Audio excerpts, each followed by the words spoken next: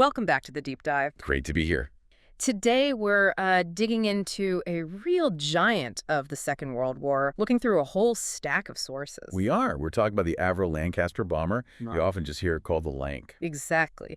And this aircraft, well, the sources paint a picture of an incredible engineering feat, but also just a total workhorse for the RAF. Absolutely. We've got material covering, its whole story, how it was developed, the design features, and its amazing, sometimes quite difficult operational history. Right. So our mission for this deep dive is to pull out those key insights, maybe uncover a few surprising details, and really get a handle on why the Lancaster was so vital, why it became this cornerstone of the bombing campaign. It's quite a tale. It starts, interestingly, with a bit of a failure, actually. Cool. Yeah, and then it morphs into this machine carrying the biggest bombs ever seen at the time, flying these legendary missions, and even finding a whole new life after the war. Okay, let's start there then, with the origins. You said it came from a failure. It wasn't dreamt up from nothing?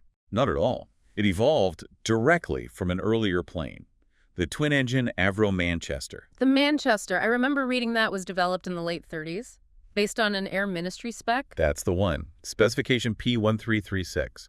They wanted a medium bomber, something capable, they hoped, of worldwide use. But it didn't quite work out that way, did it? The Manchester had issues. Serious issues. The main problem's the engines. It used these Rolls-Royce Vultures, and they were just, fundamentally unreliable, constantly overheating, power problems. So it didn't last long in service. No, it was pretty much retired from operational bombing missions by 1942. Yeah. Just too troublesome. So enter Avro's chief designer, Roy Chadwick. He saw potential in the basic design, but knew the engines had to go. Exactly. Chadwick's the key figure here. He recognized the airframe itself was sound, quite advanced actually.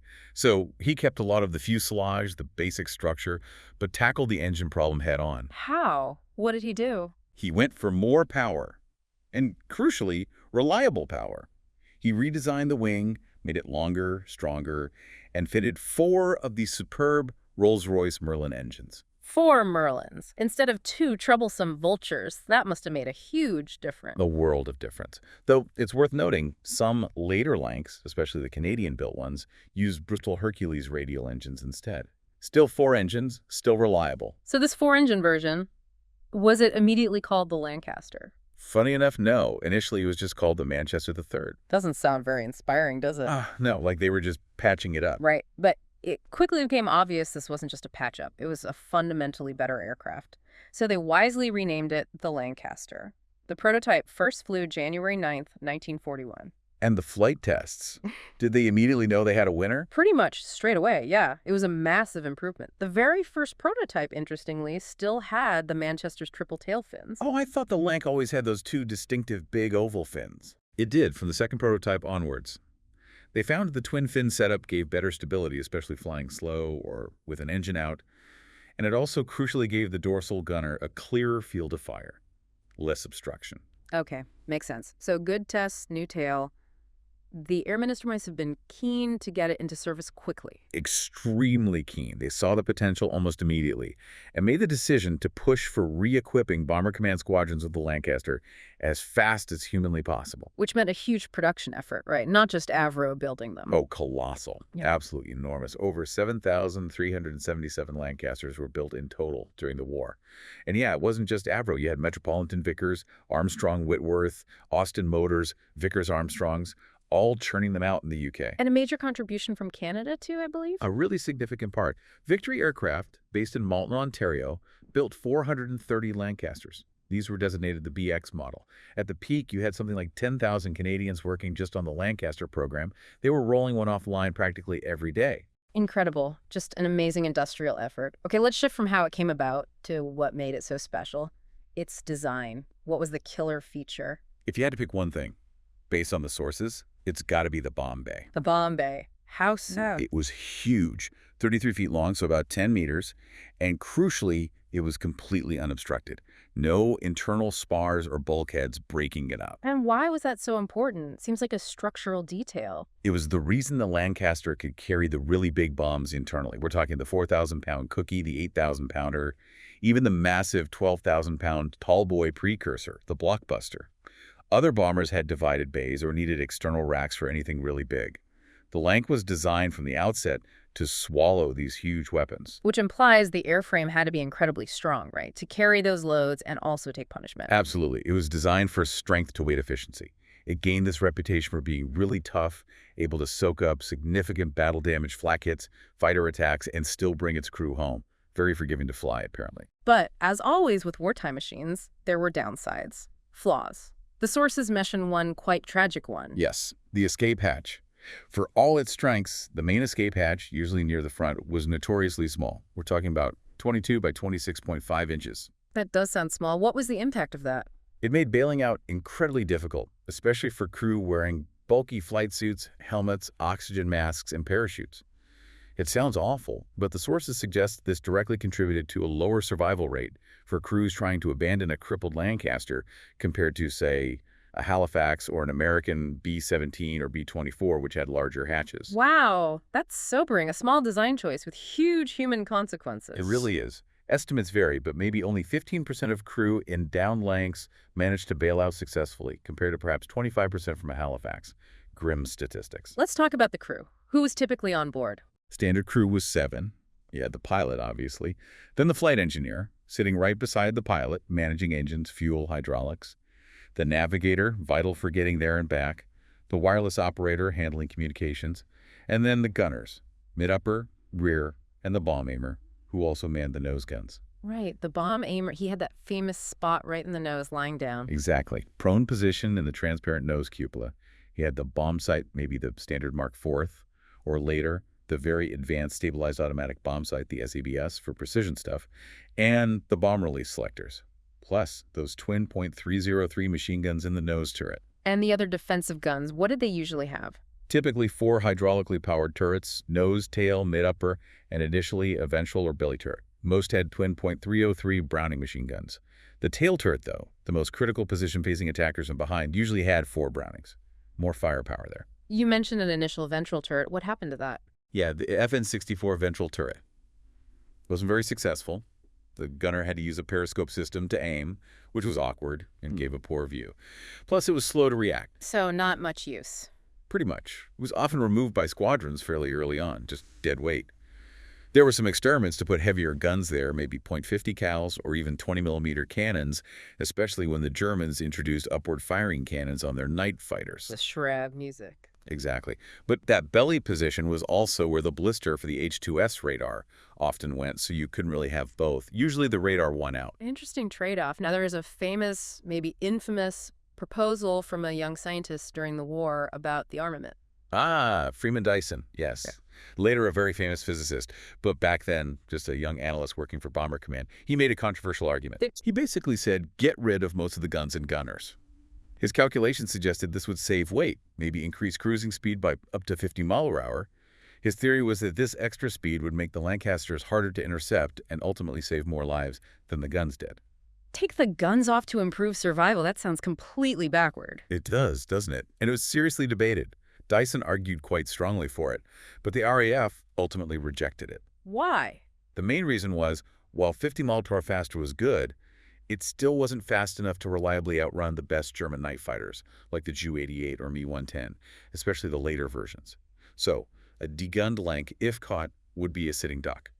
Completely defenseless. The risk was just judged too great. Okay, I see the logic. Speed isn't everything if you can still be caught. But speaking of unique capabilities, the Lancaster's connection to Barnes-Wallis and his special bombs is legendary. Absolutely. Barnes-Wallis, the brilliant Vickers engineer, he designed the upkeep bouncing bomb for the Dambusters raid, and then the huge tall boy and Grand Slam earthquake bombs. And the Lancaster was the only plane that could carry these monsters. The only Allied bomber that could carry them internally, yes. That massive, clear bomb bay was key. For upkeep, they actually removed the bomb bay doors entirely and fitted special gear to spin the bomb before release. And for the tall boy and Grand Slam, even more modifications. Oh yeah, serious surgery. They often had to cut away parts of the bomb bay structure, reinforce the fuselage, remove turrets off in the mid-upper, sometimes the nose too, just to save weight and get the performance needed. Sometimes stronger engines, beefed up landing gear. Yeah. They became highly specialized aircraft. Incredible adaptation. And the aiming for the Dambusters raid, the method was famously simple, wasn't it? Almost absurdly simple, but ingenious. For the upkeep bomb, The bomb hammer used a little handheld wooden triangle device. It had nails hammered in at specific points. He'd look through a sight at one corner, and when the nails lined up perfectly with the towers on top of the dams, he knew he was at the exact right range to release the bomb. Amazing. And they use spotlights for the height, right? Converging spotlights, yeah, mounted under the nose and fuselage. When the two spots merged into one on the surface of the water, the pilot knew he was at the precise, incredibly low altitude needed just 60 feet for the bomb to bounce correctly. Low-tech, high precision. The sources also mentioned Bomber Command used code names for different types of missions and bomb loads. They did. Standardized code names, partly for security, partly just shorthand. Arson meant a load primarily of incendiaries. Gardening was mine-laying in enemy waters or shipping lanes. Cookie was the nickname for the big 4,000-pound blast bomb. No ball meant targeting V-1 flying bomb launch sites. It just shows the sheer variety of tasks the Lanc undertook. So while you had these simple aiming tools sometimes, the Lancaster was also packed with the latest electronics for its time. Oh, definitely. For the early 1940s, it was pretty advanced. Good radio sets, of course. And various radar systems started appearing. H2S was a big one, ground mapping radar to help with navigation and finding targets through cloud or darkness. Though the Germans developed ways to detect its emissions, which was a problem. What else? Any warning systems? There was Monica, a tail warning radar, designed to alert the rear gunner of aircraft approaching from behind. But again, the Germans figured out how to home in on its signal, so it actually became a bit of a liability later on. Navigation must have been critical for night bombing. Absolutely paramount. They used systems like GE. That involved picking up synchronized pulses from ground stations in Britain, allowing the navigator to plot fixes and work out their position. A huge leap over just relying on dead reckoning and map reading. And even more precise systems for the Pathfinders. Yes, systems like OBO and GEH. These were highly accurate radio navigation systems, often used by the Specialist Pathfinder Force aircraft to mark targets very precisely for the main bomber stream following behind. But their range was somewhat limited. And some Lancasters carried special electronic warfare gear to interfere with the enemy. That was mainly 101 Squadron. They flew Lancasters fitted with equipment called Airborne Cigar, or ABC. These planes had extra aerials sticking out, and crucially, an 8th crew member, a specialist who spoke German. What did he do? His job was to listen in to the German night fighter radio frequencies and actively jam their communications, try to disrupt their controllers, guiding them onto the bombers. Sounds effective, but risky. Extremely risky. The ABC gear took up space and weight, reducing the bomb load, and the jamming signals themselves could be homed in on by German fighters. Sadly, 101 Squadron suffered the highest loss rate in Bomber Command, partly because of this dangerous but vital role. Fascinating, the layers of technology and risk involved. Okay, let's turn to the Lancaster in action. When did it first start operations? Its very first op was actually laying mines, gardening, in March 1942. But bombing raids followed very quickly. And because of its payload and relatively good performance, it rapidly became the backbone of the RAF's nighttime strategic bombing offensive against Germany. Primarily night bombing, then? Mostly, yes. That was Bomber Command's main strategy. But it did carry out some notable daylight raids, often against specific high-priority targets where surprise or precision was key. Like that incredibly daring low-level raid on the MAN diesel engine factory in Augsburg in April '42. Very costly, but they hit the target. So it was really thrown into the deep end, into the major campaigns. Right from the start. Lancasters were a major part in the first 1,000 bomber raid on Cologne in May 1942. They hammered targets during the Battle of the Ruhr, and they formed a huge part of the force in Operation Gomorrah, the devastating attacks on Hamburg in summer 1943. The Hamburg firestorm raids. Exactly, where the bombing, combined with specific weather conditions, created immense firestorms, causing terrible destruction and loss of life. And some key raids were successful, but came at a heavy price for the crews. Definitely. The raid on Peenemünde in August 1943, targeting the German V-Weapon Research Center, was strategically vital. It set back the V-1 and V-2 programs significantly, but Bomber Command lost a lot of aircraft that night, mostly to night fighters on the way home. The long Battle of Berlin campaign over the winter of '43-'44 also saw very high Lancaster losses. But then there are the missions that everyone remembers, the really famous ones. Top of the list has to be Operation Chastise, May 1943, the Dambusters. 617 Squadron, specially formed, using those modified Lancs and the upkeep bouncing bomb to breach the Ruhr dams. Just an iconic feat of arms, the low flying, the unique aiming, Incredible skill. And the 617 Squadron became famous for more than just the dams, didn't they? Using those other Barnes-Wallis bombs. They did. After the dams raid, 617, often working with 9 Squadron, became the specialist with the Tall Boy and later the Grand Slam bombs. They used Tall Boys for precision attacks on heavily defended targets like U-boat pens, tunnels, bridges. And the Turp? And famously, the German battleship Tirpitz. Hiding in Norwegian fjords, it was a major threat. After several attempts by various forces, it was Lancasters from 617 and 9 squadrons, dropping Tall Boys, that finally hit and capsized her in November 1944. A huge strategic victory delivered by the Lank.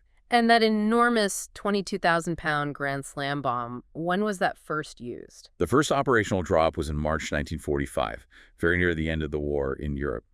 The target was the Bielefeld Railway Viaduct, a massive, heavily built structure.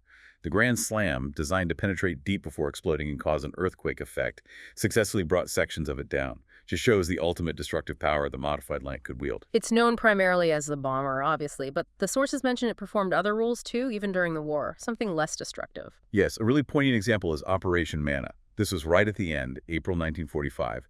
The Dutch population in the occupied parts of the Netherlands were starving. By agreement with the Germans, RAF Lancasters flew low over designated areas and dropped food supplies. Wow, using bombers to drop food. It's a powerful image, isn't it? This aircraft built for destruction being used for humanitarian relief. They even nicknamed one of the test aircraft for the food drops Bad Penny. Shows the versatility. So, looking back at its whole wartime service, what's the overall verdict from the sources? Overwhelmingly positive, despite the controversies around the bombing campaign itself. The aircraft itself was widely acclaimed, nicknamed the Lank with real affection by crews. It flew something like 156,000 operational sorties, dropped over 608,000 tons of bombs. That's more than half the total dropped by Bomber Command in the entire war. An incredible record, but the cost? The cost was immense. 3,249 Lancasters lost on operations. Thousands of aircrew killed or captured. A terrible price. But respected even by the enemy. Highly respected.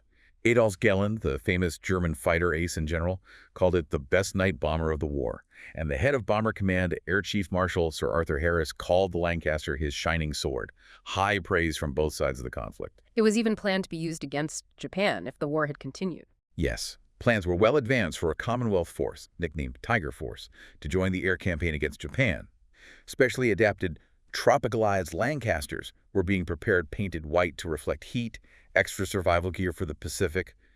But Japan surrendered before Tiger Force was deployed. And it was considered for the atomic bomb mission, briefly. It was, yes, because it was one of the few aircraft around that could physically carry such a large, heavy weapon internally. The possibility was looked at. But the B-29 got the job. Why?